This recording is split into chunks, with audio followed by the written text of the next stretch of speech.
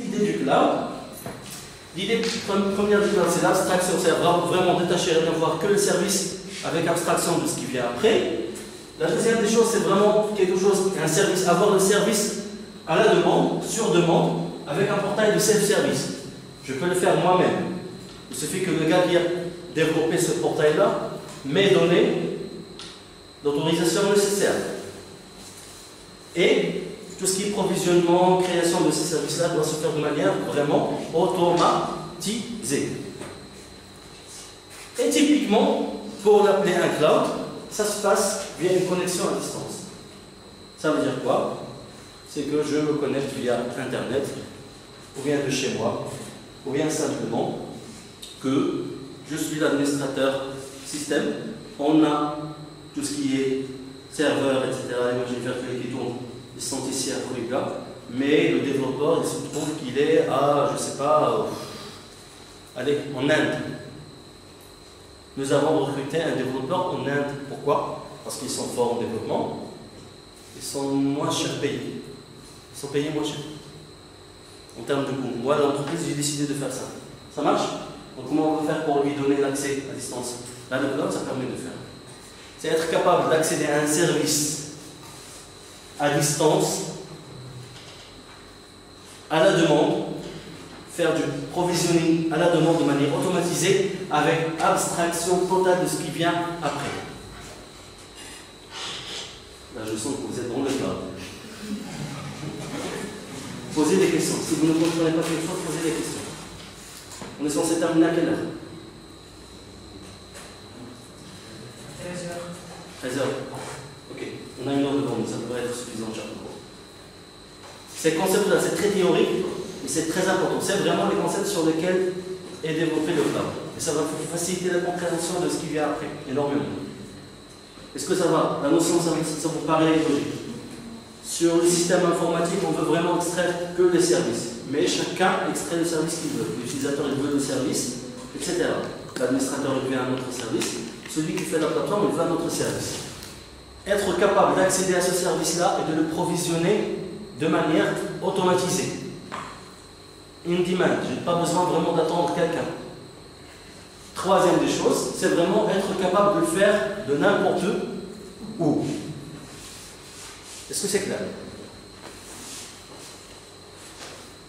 Donc voilà, comme je disais avant d'oublier, donc on peut accéder soit via Internet, soit une connexion à un tunnel privé qui est en VPN, soit on a des liaisons spécialisées, notamment dans ce qu'on a par exemple des entreprises avec qui ont des filiales distribuées dans le monde ou bien distribuées dans un environnement géographique quelconque. Donc ils ont besoin d'accéder. Généralement, on a des liaisons qui sont spécialisées entre ces filiales-là. Donc ils sont capables d'accéder de manière distante vers le service. Donc, les modèles du cloud.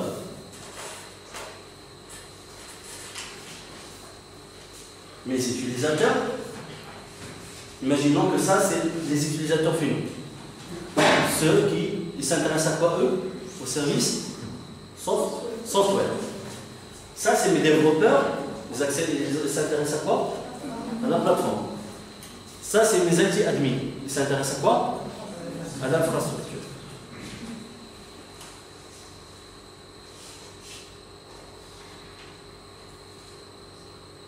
J'ai fait abstraction de tout ça. Chacun accède simplement au service. Mais ils ne savent pas ça tourne réellement sur quoi. Ils ne s'intéressent pas. Ils ne veulent pas savoir. Mais réellement, c'est vraiment des serveurs physiques, avec du stockage physique, avec du réseau physique. Il est où? Eh bien, il est chez nous. Chez nous, l'entreprise pour laquelle nous travaillons tous. Sauf que les utilisateurs finaux, ils sont à Barchi. Les développeurs, ils sont en Inde. Et messieurs les IT admins, eh bien, ils sont à Africa. Et le data center, il est où? Peut-être à Casablanca. Vous comprenez? On accède tous à distance, on bénéficie du service qu'on cherche sur un cloud. On ne sait pas vraiment, on n'a pas beaucoup de détails comment ça marche, qu'est-ce qu'il y a derrière. Et la simple différence, c'est que il est où réellement? Il est chez nous, dans l'entreprise. Pas forcément dans le même local que nous, mais dans un local qui appartient à l'entreprise. C'est toujours la propriété de qui? De notre entreprise. C'est quelque chose, c'est toujours une propriété privée. C'est pour ça qu'on l'a appelé private cloud. On-premises. On-premises, c'est en local. On-premises cloud. IT service. In the house. Chez nous. Over your own platform. Ça veut dire quoi? On continue toujours, c'est nous qui préparons une salle. C'est nous qui achetons des serveurs. C'est nous qui câblons. C'est nous qui on fait tout. Sauf que pour une architecture, pour les utilisateurs, on abstracte cette partie-là. Abstraction is then for your department, branch office, and users. C'est pour eux que c'est abstrait. IT services are offered to end users and IT admins over self-service portal and automated workflow. Ça veut dire quoi? On continue toujours. Comment eux ils accèdent? Tout simplement eux ils se connectent.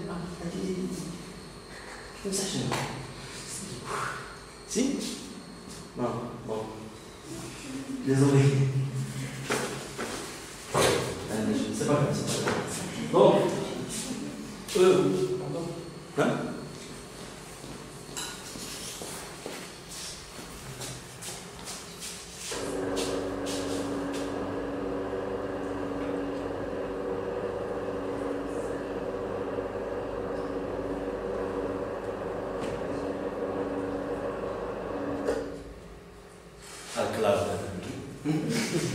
Voilà.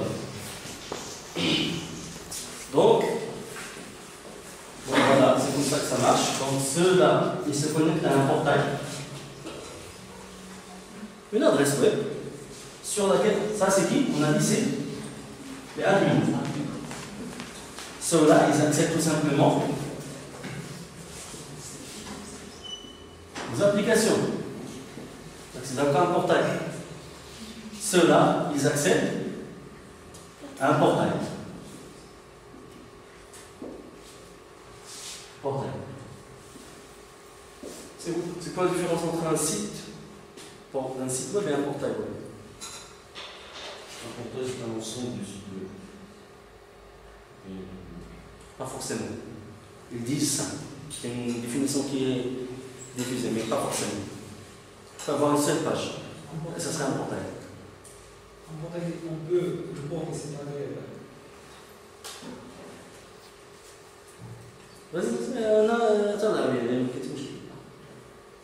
شباري ولا ماشي مشكلة. كذا هذه عارف كيف ما كاين حتى شي مشكل. Une idée? C'est très simple. C'est très simple.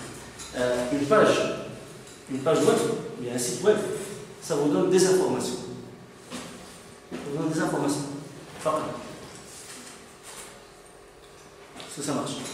Un portail web, ça vous donne des services. Un portail, bon, la notion de portail, que ce soit web ou monsieur web ou la développeur, ça donne un service. Tu vas te connecter, tu crées un compte, tu crées un map, des commentaires, tu crées un post, j'ai une réponse, etc. C'est dynamique, avec vraiment du service, une valeur ajoutée.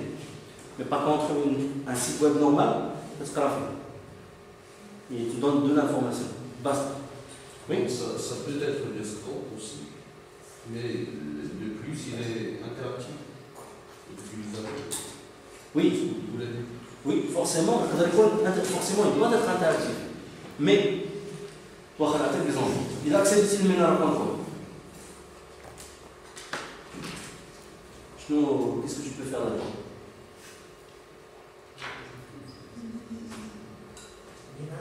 Ménage. Tu peux payer ma facture. Exactement. Tu peux t'abonner à un service, payer des factures, faire de la recherche, créer des topics, créer une requête, avoir un compte de messagerie, c'est des services. Via quoi? Une page, un site web. Donc, un portail, c'est un site web qui offre des services. Mais par contre, s'il n'offre pas ces services-là, il te donne juste des informations là, on appelle un site web. Ça marche? Donc, de la même manière, on a ici des portails sur lesquels ces gens-là, ils vont demander, ou bien gérer des services.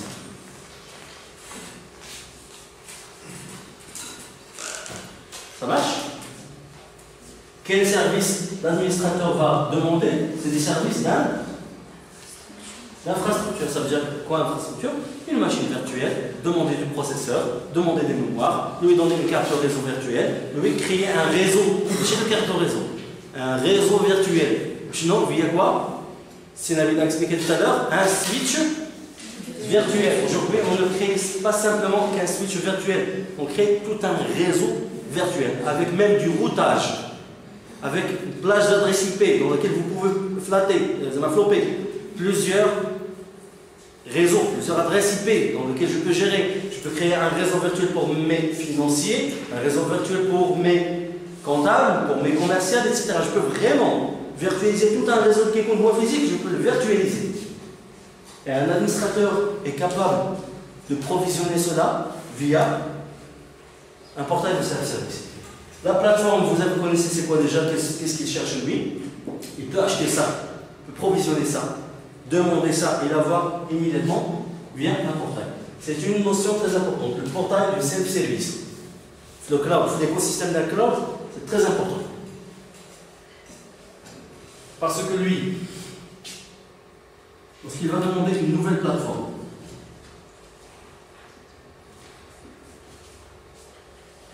qu'est-ce que ça va induire? Une nouvelle machine virtuelle avec un OS et tout ce qui vient avec. Et normalement, c'est qui gère cette partie-là? C'est admin. Donc lui, lorsqu'il va faire la demande, exprimer le besoin, faire du provisioning d'une nouvelle plateforme, est-ce que ça va se créer automatiquement? Ou bien la demande va partir ici chez l'admin, il faut que l'admin vraiment la crée pour lui. L'idée du cloud totalement automatisé, c'est automatique. Ça marche? Mais il y en a certains modules, pour des raisons de sécurité, de gestion de capacité, pour ne pas avoir le FODA. Confirmé. Voilà, il attend la confirmation. Ça marche?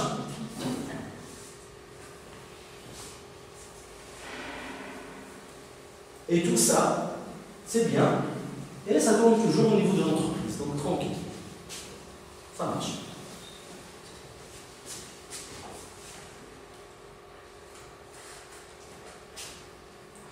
Le deuxième modèle, simplement, public.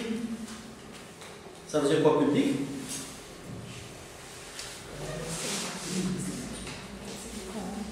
C'est système d'information. Software, plateforme, application, machin. On continue toujours à accéder à des portails. Comme ici. La seule différence, c'est que ça, il ne va plus être chez nous, l'entreprise. Il va être où? C'est ça la notion. You rent. C'est quoi rent en anglais? Vous louez. IT service. Cette fois-ci, vous l'achetez. Avec le service.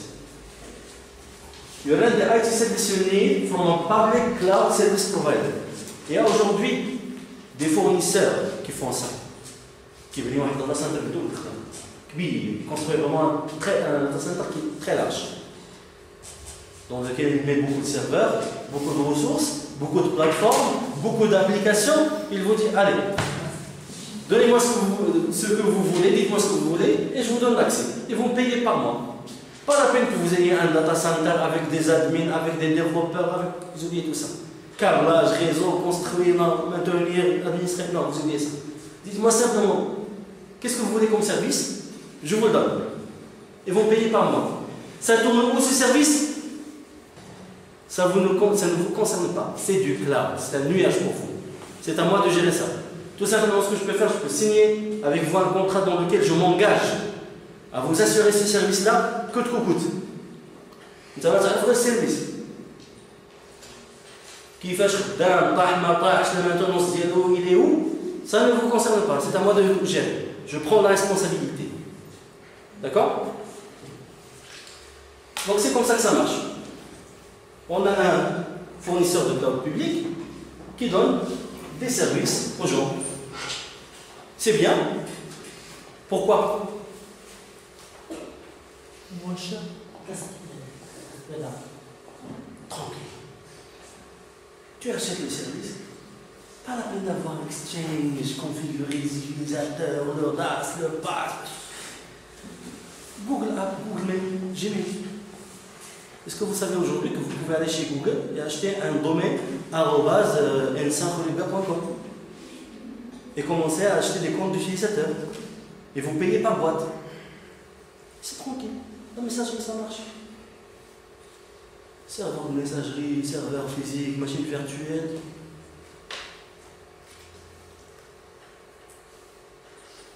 Ça marche. C'est facile. Ça vous coûte de l'argent. Ça vous coûte de l'argent encore moins cher. On va pas en parler. C'est très, très bon point. Très bonne question. Parce qu'on va le voir après. Est-ce qu'on fait du cloud ou on ne fait pas du cloud? Est-ce qu'on fait du cloud public ou bien on reste chez nous? Parmi les critères, la question de l'argent. On va en parler. Mais sachez que le cloud public, généralement, c'est beaucoup moins cher. Beaucoup moins cher. Si vous construisez un mini data center, ne serait-ce qu'avec 3 serveurs, vous faites de la virtualisation. Chaque serveur vous donne par exemple 50 machines virtuelles. Je suis vraiment très optimiste. 50 machines virtuelles par serveur avec du stockage, réseau, stockage, etc., etc. Si vous mesurez chaque machine virtuelle, combien ça vous coûte, en incluant le coût d'électricité, le coût du serveur, les coûts des licences, le coût des softwares, câblage, l'administrateur réseau, l'administrateur IT, etc. Si vous calculez à combien vous revient une machine virtuelle, sachez que ça ne sera jamais moins cher qu'un cloud. Ça peut monter vraiment à des milliers de dirhams, chaque machine virtuelle. Sachez que chez un opérateur cloud, vous pouvez acheter une machine virtuelle à 20 dirhams par mois. Pardon? Et en matière de sécurité. Exactement, c'est un autre critère. Oui. Hein? C'est moins sécurisé. Vous savez pourquoi? Parce que vous êtes une entreprise qui fait de la pharmaceutique. Vous mettez votre système d'information pour le développement, création pharmaceutique, mais vous êtes la NASA. Eh bien, sachez que vous partagez la même infrastructure avec une entreprise qui fait de l'élevage de bétail. Avec tout simplement un hacker qui a décidé d'acheter une machine virtuelle pour essayer de jouer. Comprenez? Donc, qu'est-ce qui se passe à l'intérieur? Vous ne savez pas, vous vous en foutez, mais ça peut être risqué. Ça peut être bien, ça peut être risqué. Et si jamais ces fournisseurs-là, il y a un tsunami qui frappe, qu'on met le tout, et ça vous donnez. Et comme j'ai dit tout à l'heure, en réitérant sur ce que Sinabil a cité, les données, information is money. Il fut un temps où il disait time is money. Aujourd'hui, non, information is money. Parce que ça coûte, bon, c'est un autre. Il y a une théorie physique.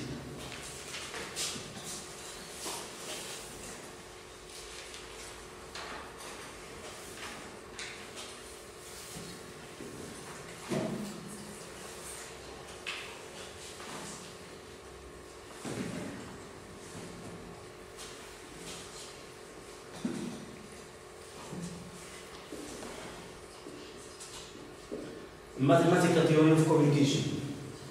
C'est des travaux qui ont été publiés en 1944 par un ingénieur, je ne me rappelle plus, un mathématicien, je ne me rappelle plus exactement son nom, qui travaillait chez Bell. Vous connaissez Bell? Pardon? Shannon. Bravo. Bravo, c'est Shannon. Il explique une notion qu'auparavant on considérait que ce n'était vraiment que philosophique, que abstrait, c'est vraiment que c'était humain, qu'il y a la notion de l'information.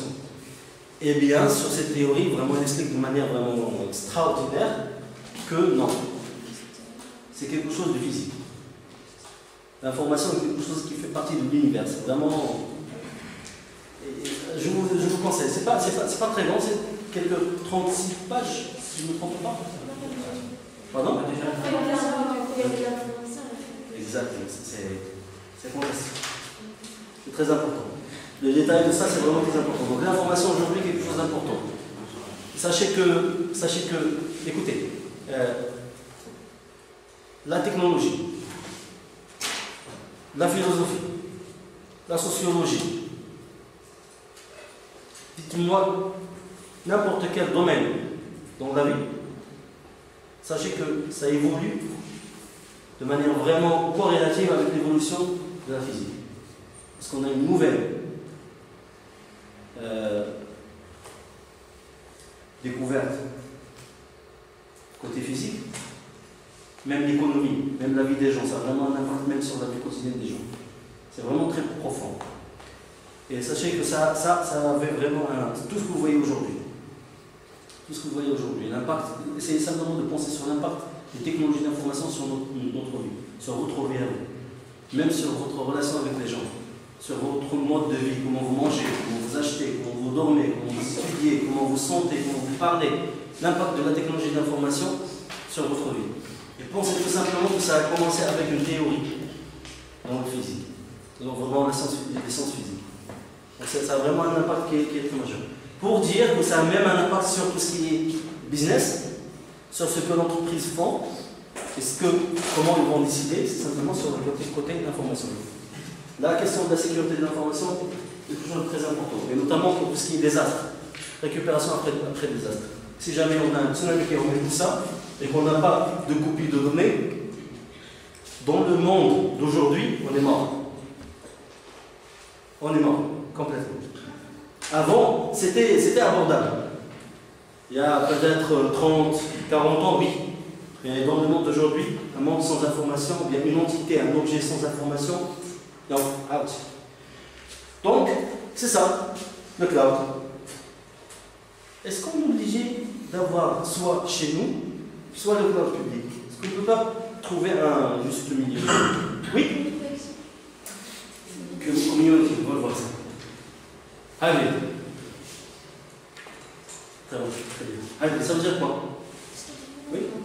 Combiner entre exemple de topologie, on prend des avantages entre les deux. Exactement. Maintenant, c'est excellent. Maintenant, comment?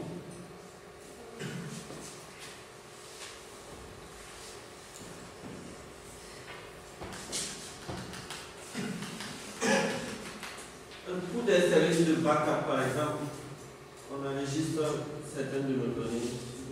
Excellent. Pour tout ce qui est critique, pour répondre, si j'ai peur vraiment sur mes informations qui sont sensibles, j'ai peur qu'elles soient corrompues, qu'elles soient perdues, ou bien qu'elles soient falsifiées, qu'elles soient détruites. Les informations qui sont vraiment critiques, système commercial, système de facturation, ma gestion de production, je le fais chez moi. Mais par contre, tout ce qui est système de sauvegarde, système d'archivage, système de messagerie, qui n'est pas très critique par exemple pour moi, je peux le faire dans un cloud public. Donc je mets un cloud privé pour moi, tout ce qui est critique, et les services qui ne sont pas critiques, je les achète chez un cloud public. Ça marche? C'est facile. Le troisième niveau que Sada a cité, j'ai oublié vraiment de le mettre dans le slide, je pense que je l'ai oublié.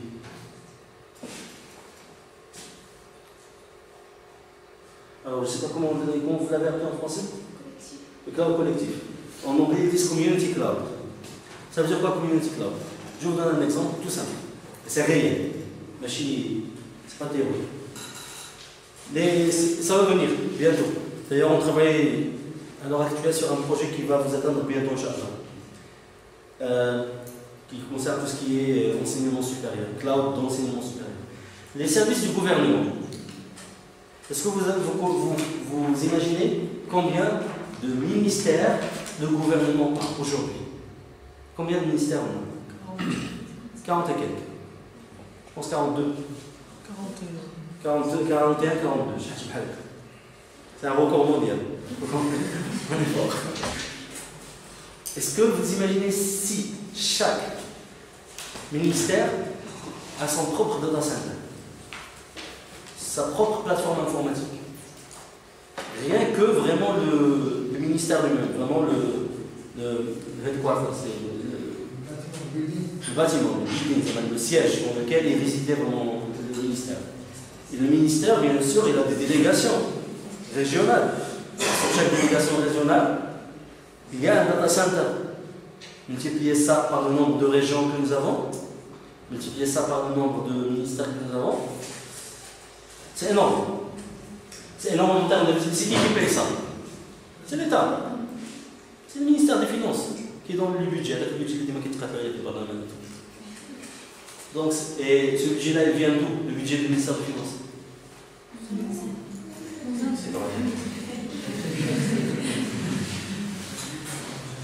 Et les citoyens trouvent l'argent d'où? Comment? Et les citoyens trouvent l'argent d'où? Ah, il ne faut pas poser ce genre de questions.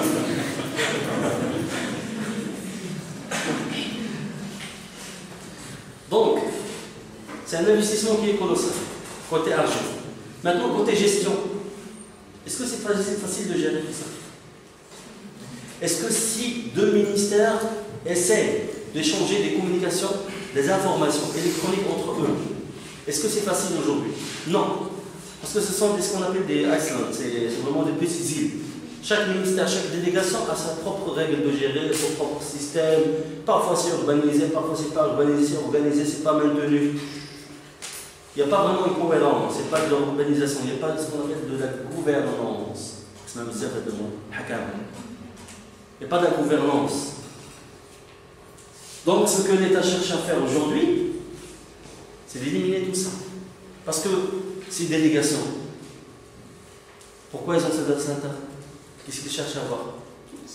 Le service de ce qu'on appelle du e-gov. C'est vraiment de service gouvernemental électronique. Bah, tout simplement, ce qu'on va faire, on va éliminer tout ça.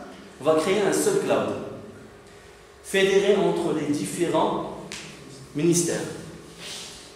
Les différents ministères, les 41.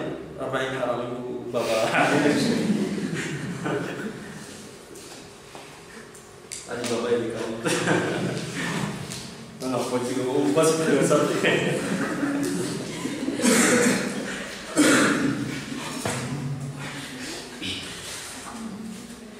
Donc, je disais que ces ministères-là, ils vont se rassembler, et puis ils vont faire une réunion, et puis ils vont décider, ok, qu'est-ce qu'on va faire? On va créer un grand data center global, fédéré entre nous. Chaque ministère va participer de son budget, mettre un peu, et puis ça sera un cloud dans lequel nous construisons des services et on va donner à chaque ministère le service qu'il cherche.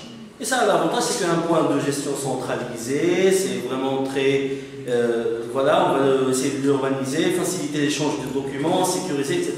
Donc c'est un cloud. Est-ce que c'est privé pour chaque ministère? Si chaque ministère y voit, est-ce que c'est un cloud privé? Non, parce que c'est pas chez lui. Est-ce que c'est un cloud public chez un fournisseur public? Non. C'est un cloud collectif, community. Ça marche? Ouais, sachez qu'ils essaient de faire ça pour les universités. L'INSA, fait partie de quelle université? Ça marche. Donc ils essayent de faire ça pour l'ensemble des universités. Ça va commencer en un premier lieu avec chaque université va avoir un cloud pour ses propres établissements. Et ensuite, c'est David en train de travailler sur un projet très intéressant. Bon, budget, ou logique politique, etc., ça va venir après. En tout cas, j'espère que ça va aboutir parce que c'est très important. Ça va aider pour beaucoup de choses, notamment pour la recherche scientifique. D'ailleurs, l'exemple que je vais donner à la fin, c'est vraiment un exemple réel pour une université avec laquelle on travaille à l'heure actuelle carrément pour un système de cloud local. Alors, donc ça, on a vu, c'est côté propriété. On a vu les modèles en termes de propriété. Ce qu'on le fait chez nous, private cloud, cloud privé, ou bien on le fait